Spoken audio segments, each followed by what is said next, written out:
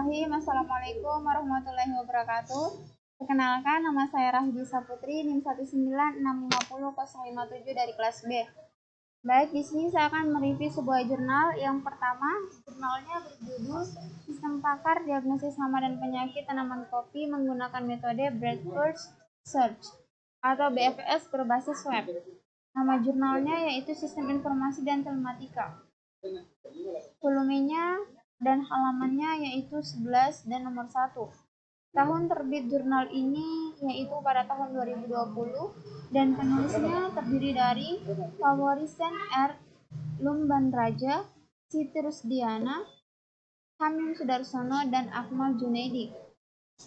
Reviewernya adalah Rahidi Saputri yang dilakukan pada 19 November tahun 2021. Abstrak. Beberapa faktor menyebabkan rendahnya kualitas dan produktivitas kopi di Indonesia. Alasan utama permasalahan ini adalah gangguan hama dan penyakit. Sebagian besar petani kopi di Indonesia, khususnya di Provinsi Lampung, adalah petani kopi yang tidak terdidik. Para petani masih menggunakan cara tradisional dalam mengidentifikasi hama dan penyakit. Dengan menggunakan sistem pakar, diharapkan petani dapat melakukan diagnosis hama dan penyakit kopi secara akurat.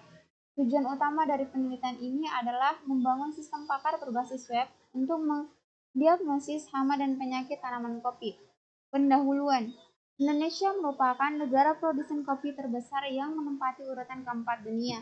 Karena kopi merupakan salah satu hasil pertanian terbesar yang ada di Indonesia, saat ini peningkatan produksi kopi di Indonesia terhambat oleh rendahnya produktivitas dan kualitas kopi yang dihasilkan.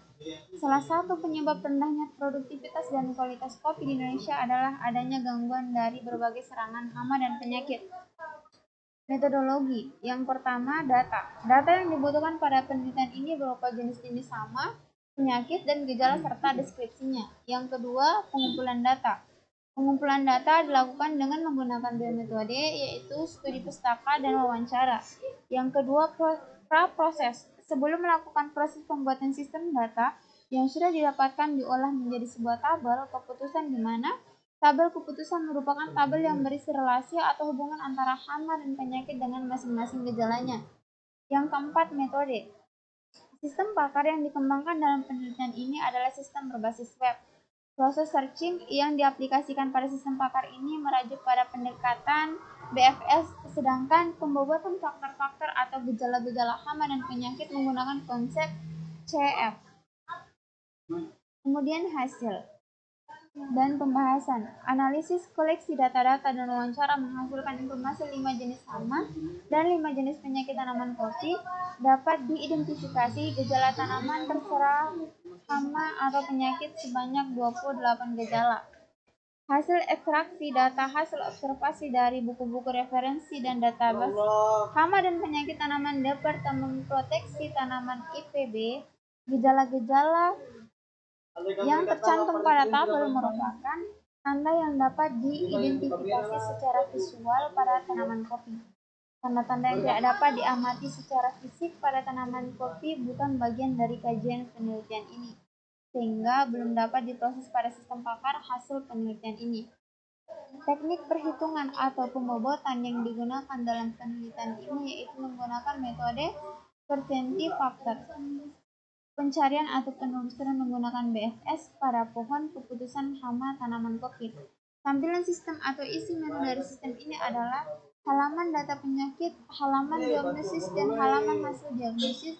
Selanjutnya, evolusi sistem, yaitu sistem yang dikembangkan untuk membantu para petani kopi yang sulit mendapatkan akses terhadap kepakaran seorang ahli hama dan penyakit tanaman kopi. Kemudian melakukan validasi.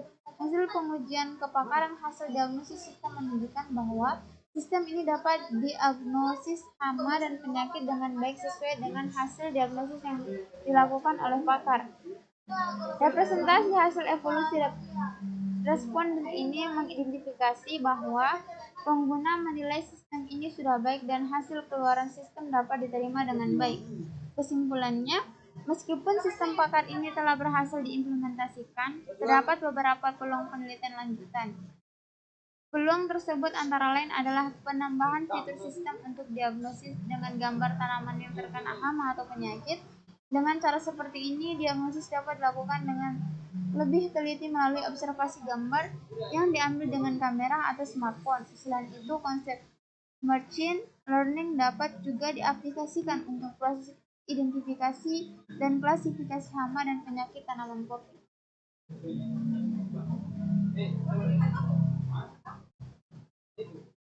Oke.